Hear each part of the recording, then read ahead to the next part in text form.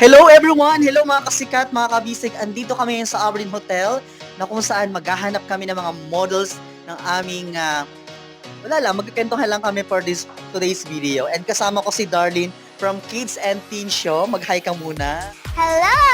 Ayan, so ngayong araw po kasi is the event of Ligaya Couture, which is Fashion Gala. And together with the host, syempre, yours truly, di ba? Kamusta ka naman?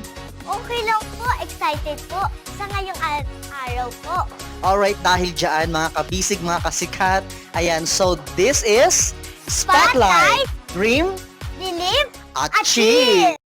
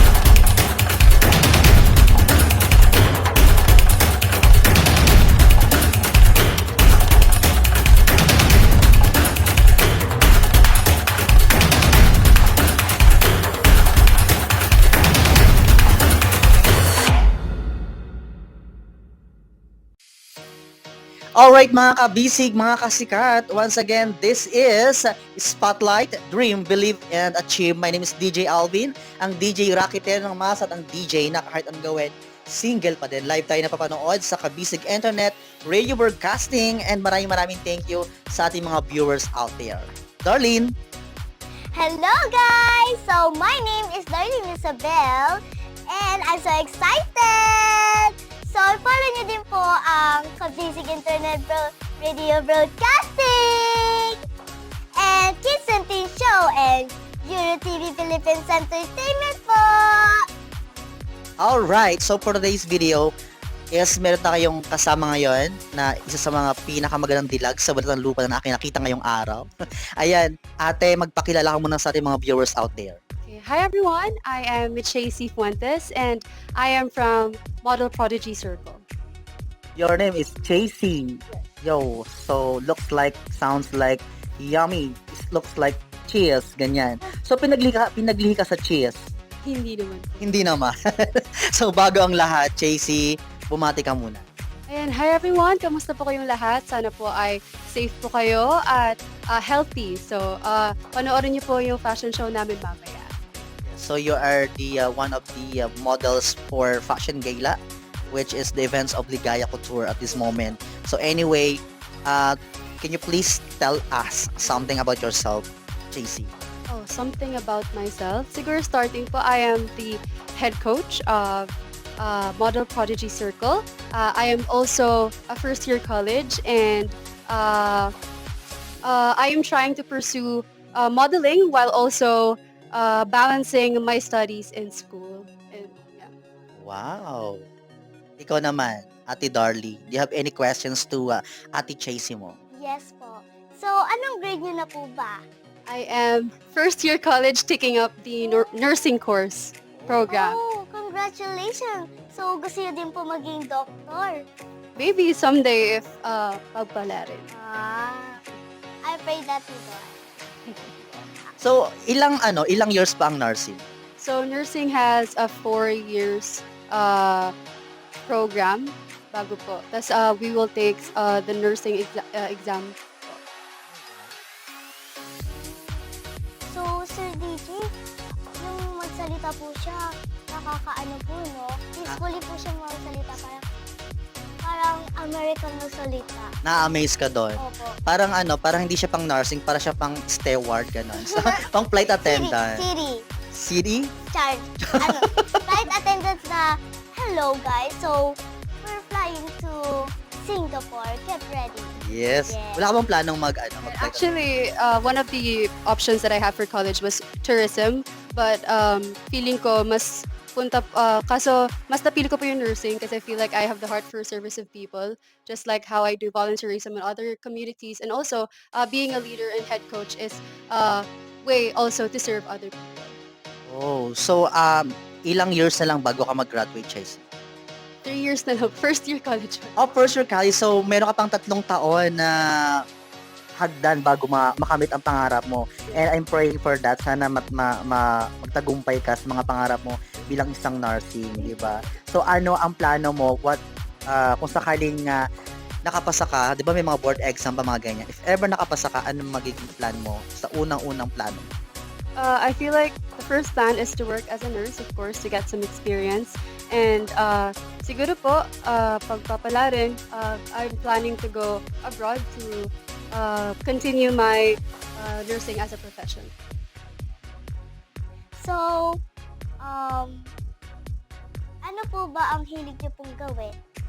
Okay, other than modeling, I also like to sing. I enjoy going to volunteers, and then yun lang po. And I also like reading books and playing some instruments like guitar.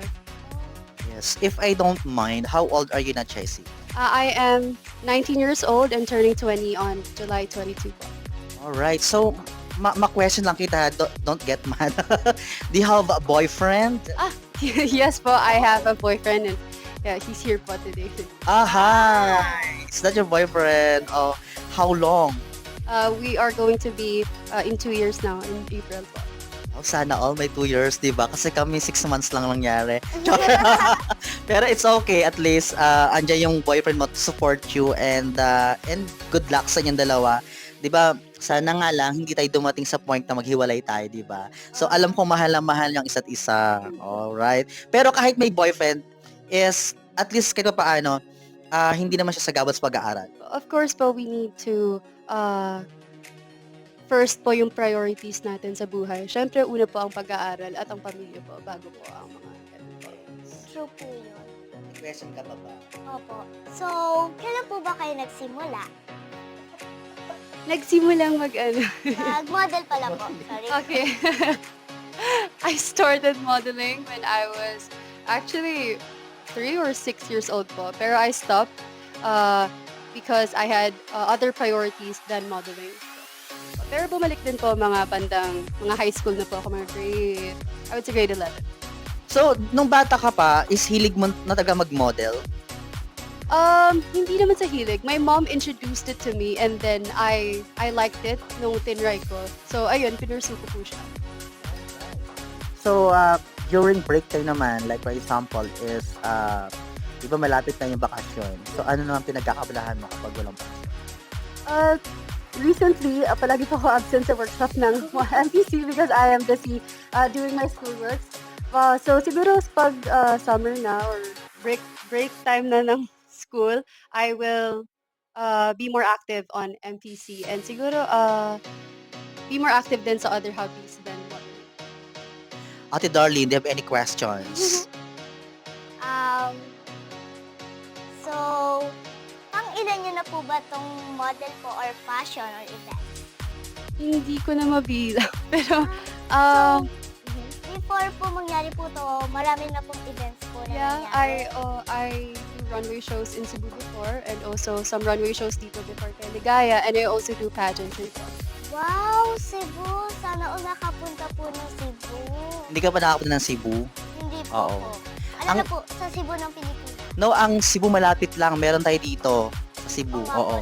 Doon lang po ako nakapunta. Yes. Pero pag kumakain tayo yun, Cebu yun. Cebu yun. If I don't mind, Chelsea, ilang kayo magkakapatid? I am an only child. Oh, really? I'm only child. You only child also. Para tayong tatlong magkakasama. Only child din. Then only child yung aking kasamang host for today's video. Oh, kumusta ang pagiging only child?